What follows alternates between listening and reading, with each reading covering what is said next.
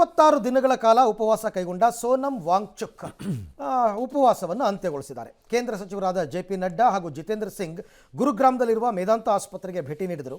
Neat ಪ್ರಶ್ನೆ ಪತ್ರಿಕೆ ಸೋರಿಕೆ ಪ್ರಕರಣದಲ್ಲಿ ಆತ್ಮಹತ್ಯೆ ಮಾಡಿಕೊಂಡ ವಿದ್ಯಾರ್ಥಿಗಳ ಕುಟುಂಬಗಳಿಗೆ ಸೂಕ್ತ ಪರಿಹಾರವನ್ನು ನೀಡಲಾಗುತ್ತೆ. ದೇಶದ ಪರೀಕ್ಷಾ ವ್ಯವಸ್ಥೆಯಲ್ಲಿನ ಅಕ್ರಮಗಳ ಕುರಿತು ಸಂಸತ್ತಿನ ಮುಂಗಾರು ಅಧಿವೇಶನದಲ್ಲಿ ಚರ್ಚೆ ಮಾಡಲಾಗುತ್ತೆ ಅಂತ ಲಿಖಿತ ಭರವಸೆಯನ್ನು ನೀಡಿದ್ದಾರೆ. ಹೀಗಾಗಿ ಹೋರಾಟಗಾರ ಸೋನಂ ವಾಂಗ್ಚುಕ್ ನಿನ್ನೆ ರಾತ್ರಿ ಉಪವಾಸ ಸತ್ಯಾಗ್ರಹವನ್ನು ಅಂತ್ಯಗೊಳಿಸಿದ್ದಾರೆ. ಆ್ಯಕ್ಚುಲಿ ಇವರ ಮೊದಲ ಬೇಡಿಕೆ ಇದ್ದಿದ್ದು ಧರ್ಮೇಂದ್ರ ಪ್ರಧಾನ್ ರಾಜೀನಾಮೆ ಅಂತ, ಅದನ್ನು ಬಿಟ್ಬಿಟ್ರು ಇದೆಲ್ಲದಕ್ಕೂ ಒಪ್ಕೊಂಡಿದ್ದಾರೆ. ಅಲ್ಲದೆ ಸರ್ಕಾರ ಹಾಗೂ ವಿವಿಧ ಪಕ್ಷಗಳ ಸಂಸದರಿಂದ ಭರವಸೆ ಪಡೆದ ನಂತರ ನಾನು ಉಪವಾಸ ಅಂತ್ಯಗೊಳಿಸಿದ್ದೀನಿ, ಉಪವಾಸ ಅಂತ್ಯ ಹೊಣೆಗಾರಿಕೆ ಆರಂಭ ಅಂತ ಎಕ್ಸ್ನಲ್ಲಿ ಪೋಸ್ಟ್ ಮಾಡಿದ್ದಾರೆ. ಇನ್ನು ವಾಂಗ್ಚುಕ್ ಅವರು ಉಪವಾಸ ಅಂತ್ಯಗೊಳಿಸಿರಬಹುದು, ಆದರೆ ಧರ್ಮೇಂದ್ರ ಪ್ರಧಾನ್ ರಾಜೀನಾಮೆ ಕೊಡೋವರೆಗೂ ನಮ್ಮ ಹೋರಾಟ ಮುಂದುವರಿಯುತ್ತೆ ಅಂತ CJPಯ ಅಭಿಜಿತ್ ದೀಪ್ಗೆ ಹೇಳಿದರು. ವಾಂಗ್ಚುಕ್ರನ್ನ ಭೇಟಿಯಾಗೋದಕ್ಕೆ ನಮ್ಮ ಪ್ರತಿನಿಧಿಗಳಿಗೆ ಅವಕಾಶ ಕೊಡ್ತಿಲ್ಲ ಅಂತ ಆರೋಪಿಸಿದರು. ಅಲ್ಲದೆ ರಾತ್ರೋರಾತ್ರಿ ಶಿಕ್ಷಣ ಇಲಾಖೆ ಕಾರ್ಯದರ್ಶಿಯನ್ನು ಟ್ರಾನ್ಸ್ಫರ್ ಮಾಡಿ ಈಗಾಗಲೇ ಕೋಟ್ಯಾಂತರ ರೂಪಾಯಿ ಭ್ರಷ್ಟಾಚಾರ ಆರೋಪ ಎದುರಿಸ್ತಾ ಇರುವ ಪಶುಸಂಗೋಪನಾ ಇಲಾಖೆಯಲ್ಲಿರುವ IAS ಅಧಿಕಾರಿಯನ್ನು ಶಿಕ್ಷಣ ಇಲಾಖೆಗೆ ನಿಯುಕ್ತಿಗೊಳಿಸಿದೆ. ಈ ಮೂಲಕ ಕೇಂದ್ರ ಸರ್ಕಾರ ಜವಾಬ್ದಾರಿಯನ್ನು ಖಚಿತಪಡಿಸಿಕೊಳ್ಳುವ ಬದಲು ಭ್ರಷ್ಟಾಚಾರಕ್ಕೆ ಬಹುಮಾನ ನೀಡ್ತಾ ಇದೆ ಅಂತ ವಾಗ್ದಾಳಿ ನಡೆಸಿದ್ದಾರೆ. ಅಲ್ಲದೆ ನಾಳೆ ಶನಿವಾರ ಮತ್ತು ನಂತರ ಭಾನುವಾರ ಆಗಿರೋದ್ರಿಂದ ಹೆಚ್ಚಿನ ಜನಸಂದಣಿ ಬರುವ ನಿರೀಕ್ಷೆ ಇದೆ. ಪ್ರತಿಭಟನೆ ಇನ್ನಷ್ಟು ದೊಡ್ಡದಾಗುವ ಭಯದಿಂದ ಸರ್ಕಾರ ನಮ್ಮನ್ನು ಅರೆಸ್ಟ್ ಮಾಡೋದಕ್ಕೆ ನೋಡ್ತಿದೆ ಅಂತಲೂ ಕೂಡ ದೀಪ್ಗೆ ಆರೋಪ ಮಾಡಿದ್ದಾರೆ. JP नड्डा साहब और जितेंद्र सिंह साहब यहाँ आए थे और लद्दाख के एपेक्स बॉडी के शीर्ष नेतागण भी यहाँ आए थे. So with that being fulfilled, I am grateful and I will be happy to break my fast. मंत्रीगण आए थे, उन्होंने भी ये आश्वासन दिया, उन्होंने लिखकर आश्वासन दिया है. ಸಾಂಪ್ರದಾಯಿಕ ರೆಸಿಪಿ ಮತ್ತಷ್ಟು ಬೇಕೆನಿಸುವ ರುಚಿ ಕೋಡುಬಳೆ ಅಂದ್ರೆ ಅಡುಕಲೆ.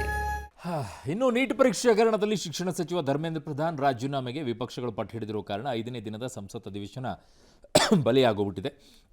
ಲೋಕಸಭೆಯಲ್ಲಿ ಸಚಿವ ಕಿರಣ್ ರಿಜಿಜು ಮಾತಾಡಿ ನೀಟ್ ಬಗ್ಗೆ ಚರ್ಚೆಗೆ ಪ್ರಧಾನಿಗಳು ಸಮ್ಮತಿಯನ್ನು ಕೊಟ್ಟಿದ್ದಾರೆ, ಸೋಮವಾರ ಚರ್ಚೆ ಮಾಡೋಣ, ಈಗ ಸದನ ಕಲಾಪವನ್ನು ನಡೆಸೋಕೆ ಅವಕಾಶ ಕೊಡಿ ಅಂತ ಕೇಳಿದರು. ವಿಪಕ್ಷಗಳು ಇದಕ್ಕೆ ಒಪ್ಪಲಿಲ್ಲ, ಕಲಾಪ ಮುಂದೂಡಿಕೆ ಆಯಿತು. ಮಾಧ್ಯಮಗಳಿಗೆ ಪ್ರತಿಕ್ರಿಯಿಸಿದ ರಾಹುಲ್ ಗಾಂಧಿ, ಇಂಡಿ ಕೂಟದ ನಿಲುವು ಸ್ಪಷ್ಟ ಆಗಿದೆ, ವಿದ್ಯಾರ್ಥಿಗಳ ನಿಲುವು ಕೂಡ ಸ್ಪಷ್ಟ ಆಗಿದೆ, ಭ್ರಷ್ಟ ಸಚಿವ ಧರ್ಮೇಂದ್ರ ಪ್ರಧಾನ್ ರಾಜೀನಾಮೆ ನೀಡೋವರೆಗೂ ಸಂಸತ್ನಲ್ಲಿ ಚರ್ಚೆ ಇಲ್ಲ ಅಂದಿದ್ದಾರೆ.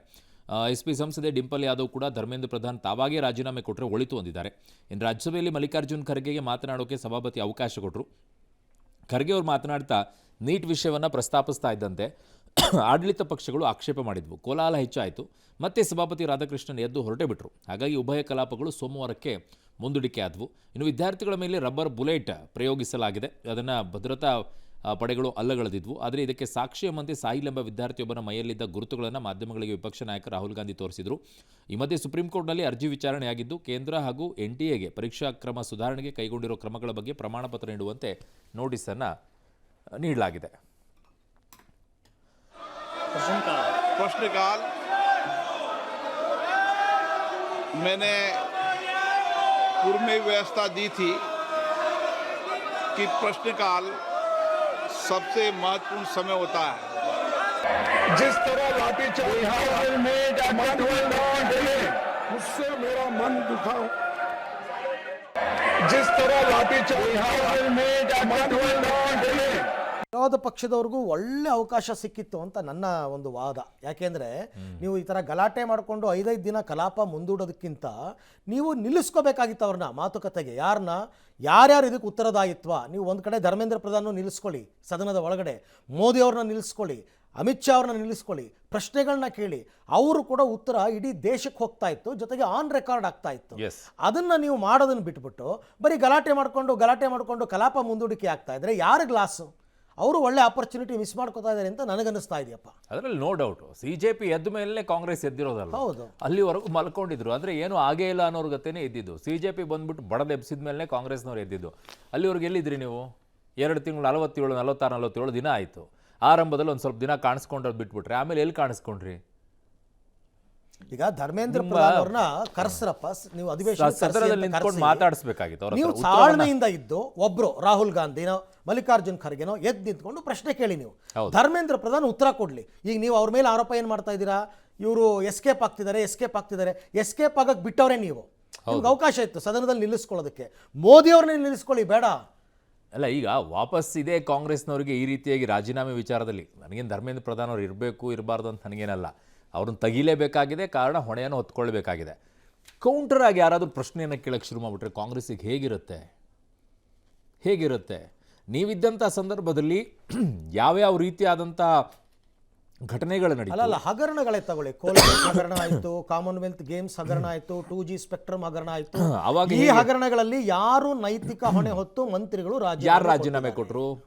ಎಲ್ಲಿದೆ ರಾಜೀನಾಮೆ? ಒಬ್ಬರಾದರೂ ಹೋಗಲಿ, ಅವೆಲ್ಲಾರ್ದು ಬೇಡ. ಮುಂಬೈ ಮೇಲೆ ದಾಳಿ ಆಯ್ತಲ್ಲಪ್ಪ, ಮುಂಬೈ ಮೇಲೆ ದಾಳಿ ಆಯಿತು. ಅದಾದ ನಂತರ ನೀವು ಕ್ರಮನೂ ತಗೊಳ್ಳಿಲ್ಲ, ಏನೂ ಆಗಲಿಲ್ಲ. ಅದಕ್ಕೆ ಹೊಣೆ ಹೊತ್ಬಿಟ್ಟು ಯಾರಾದರೂ ರಾಜೀನಾಮೆ ಕೊಡಬೇಕಾಗಿತ್ತು. ಕೇಂದ್ರದ ಗೃಹ ಸಚಿವರೇ ಯಾರು ಕೊಟ್ರಿ? ಅದು ಹೋಗಲಿ, ಬೇಡ, ಅವೆಲ್ಲ ಬಿಟ್ಬಿಡೋಣ. ಕರ್ನಾಟಕ ರಾಜ್ಯದಲ್ಲೇ ಆಗಿರುವಂಥ ಅನೇಕ ಈ ಕೇಸ್ಗಳಿದ್ದಾವೆ. ಎಷ್ಟು ಜನ ನೀವು ರಾಜೀನಾಮೆ ಕೊಟ್ರಿ? SLC ಆಗಿದೆ, PUC ಆಗಿದೆ. ಎಷ್ಟು ಜನ ರಾಜೀನಾಮೆಯನ್ನು ಕೊಟ್ಟಿದ್ದೀರಾ? ಯಾರು ಕೊಟ್ಟಿದ್ದೀರಾ? ಯಾವ ಜವಾಬ್ದಾರಿಯಲ್ಲಿ ಕೊಟ್ಟಿದ್ದೀರಾ? ಇಲ್ಲ. ಕ್ವಶನ್ ಪೇಪರ್ ನೀವು ಹೇಗೆ ಮಾಡ್ಕೊಂಡ್ಬಿಟ್ಟಿದ್ದೀರಾ ಅಂತಂದರೆ, ಪ್ರಶ್ನೆ ಪತ್ರಿಕೆಗಳ ಸೋರಿಕೆ ಆಯಿತಾ, ಮರುಪರೀಕ್ಷೆ ನಡೆಸು, ವಿದ್ಯಾರ್ಥಿಗಳು ಬರೀತಾರೆ, ಯಾರು ತಲೆ ಕೆಡಿಸ್ಕೊಳ್ಬೇಕಾಗಿಲ್ಲ. ನನಗೊಂದು ಬೇಸರದ ಸಂಗತಿ ಇದೆ ಅರುಣ್ ಈ ವಿಚಾರದಲ್ಲಿ. ಏನು ಗೊತ್ತಾ, ಇಲ್ಲಿ 21 ಜನ ಸುಸೈಡ್ ಮಾಡ್ಕೊಂಡ್ಬಿಟ್ರು ಅಂದ್ಬಿಟ್ಟು ಇಷ್ಟು ದೊಡ್ಡದಾಗಿ ಎಲ್ಲ ಜೈನ್ ಗೂಡ್ನಿಂದ ನೊಣ ಇದ್ದಂಗೆ ಎದ್ಬಿಟ್ರಲ್ಲ.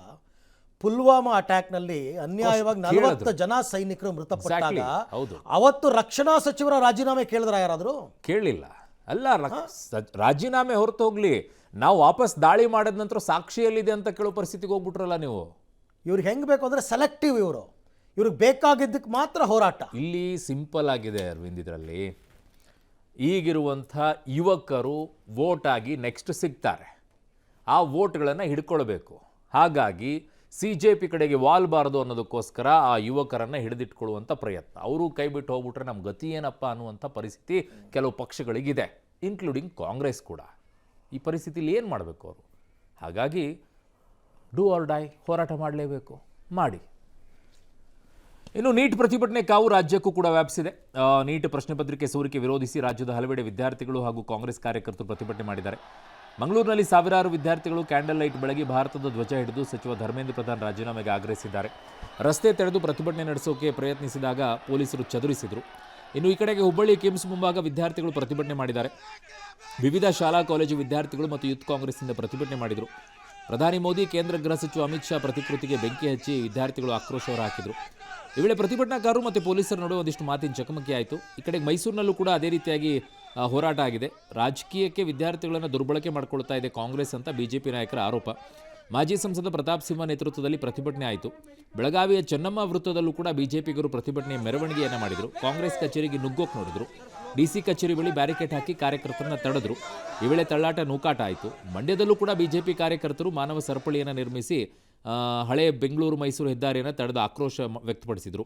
ಕೊಡಗು ಹಾಸನದಲ್ಲೂ ಕೂಡ BJP ಕಾಂಗ್ರೆಸ್ ವಿರುದ್ಧ ಪ್ರತಿಭಟನೆಯನ್ನು ಮಾಡಿ ಕಿಡಿಕಾರಿದರು. ಇತ್ತ ಬೆಂಗಳೂರಿನಲ್ಲಿ ಮೇಲ್ಮನೆ ಸದಸ್ಯ ಚಲುವಾದಿ ನಾರಾಯಣಸ್ವಾಮಿ CM ಮತ್ತು ರಾಹುಲ್ ಗಾಂಧಿ ವಿರುದ್ಧ ವಾಕ್ಪ್ರಹಾರವನ್ನು ನಡೆಸಿದರು.